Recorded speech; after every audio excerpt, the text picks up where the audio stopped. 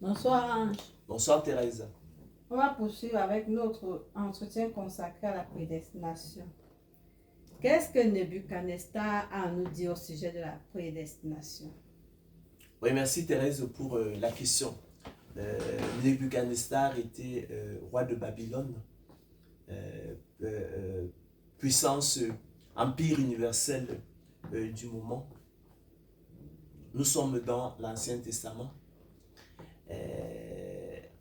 Je l'ai dit en d'autres temps, l'Ancien Testament est le livre d'images du Nouveau Testament. Nous avons dans l'Ancien Testament la photographie et dans le Nouveau Testament, nous avons la réalité de la chose. Nebuchadnezzar était roi de Babylone, empire universel du moment, et il attribuait en fait son rayonnement, sa gloire à la force de ses bras. Il se promenait un jour dans son palais et il admirait donc Babylone la Grande, qui disait qu'il avait bâti par la force de ses mains. Et il fut donc repris. Il fut repris et il eut donc une vision dans sa couche où effectivement l'ange de l'Éternel effectivement lui annonçait effectivement qu'il allait être abaissé. Et cela donc s'est accompli ce jour-là où effectivement il a passé cette année où effectivement il avait perdu la royauté. Il avait été rejeté effectivement par ses sujets, ses serviteurs. Il a pris donc à ses dépens au temps marqué que tout pouvoir finalement vienne de Dieu. Ce n'était pas la force du fait de la force de ses bras qu'il avait pu bâtir Babylone. Il a pris que le règne des hommes et que l'Éternel domine, le Dieu des Hébreux domine sur le règne des hommes. Il le donne à qui il veut, y élevant même le plus vil des hommes. Donc au final, on est là encore dans la justice sans les œuvres, parce que l'Éternel lui apprend que l'Éternel domine sur le règne des hommes. Il le donne à qui il veut, y élevant le plus vil des hommes. Donc on n'atteint pas les sommets parce qu'on a beaucoup travaillé.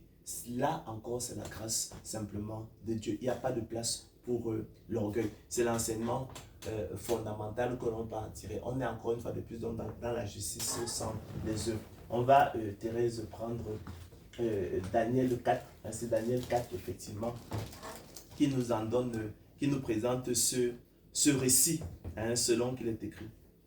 Nebuchadnezzar, roi à tous les peuples, aux nations, aux hommes de toute langue qui habitent sur toute la terre. Que la paix vous soit donnée avec abondance.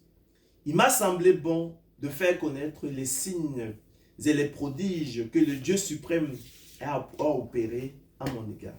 Je rappelle qu'il était babylonien. Il parle ici du Dieu des Hébreux. Que ces signes sont grands, que ces prodiges sont puissants. Son règne est un règne éternel et sa domination subsiste de génération en génération. Moi, Nebuchadnezzar, je vivais tranquille dans ma maison et heureux dans mon palais. Comme le roi Nebuchadnezzar se promenait dans le palais royal à Babylone, le roi prit la parole et dit: N'est-ce pas ici Babylone la grande que j'ai bâtie comme résidence royale par la puissance de ma force et pour la gloire de ma magnificence? Quel orgueil, quel orgueil. Comme ceux-là qui disent effectivement qu'ils ont cru en Dieu. Ils sont bons, ils sont purs, ils sont nets, comparativement aux autres qui n'ont pas cru en Dieu. Ils ont fait le bon choix. C'est de l'orgueil, c'est de la présomption.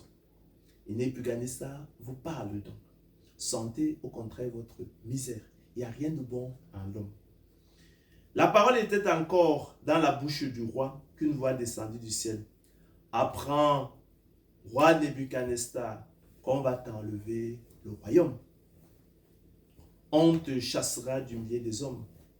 Tu auras ta demeure avec les bêtes des champs. On te donnera comme au bœuf de l'herbe à manger.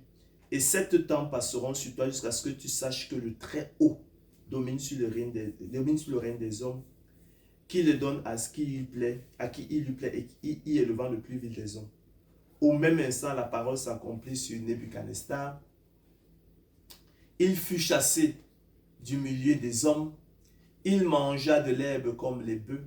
Son corps fut trempé de la rosée du ciel jusqu'à ce que ses cheveux crussent comme les plumes des aigles et ses ongles comme ceux des oiseaux. Après le temps marqué, moi, Nebuchadnezzar, je levai les yeux vers le ciel et la raison me revient. J'ai béni le Très-Haut.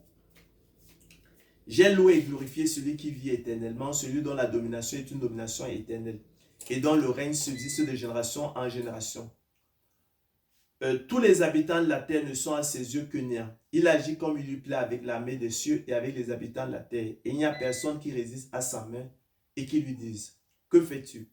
En ce temps, la raison me revient. La gloire de mon royaume, ma magnificence et ma splendeur me furent rendues. Mes conseillers et mes grands me redemandèrent. Je fus rétabli dans mon royaume et ma puissance ne fit que s'accroître. Maintenant, moi, Nebuchadnezzar, je loue, j'exalte et je glorifie le roi des cieux, dont toutes les œuvres sont vraies et les voies justes, et qui peut abaisser ceux qui marchent avec orgueil. Donc, il a pris donc à ses dépens qu'il n'y avait pas de place pour l'orgueil. Donc, tout là aussi est selon la pitié de Dieu, sa miséricorde, le bon plaisir de sa volonté, la justice sans les œuvres qui procèdent, une fois de plus, de la prédestination. Merci, Ange. Ben, c'est moi, Thérèse, qui te remercie.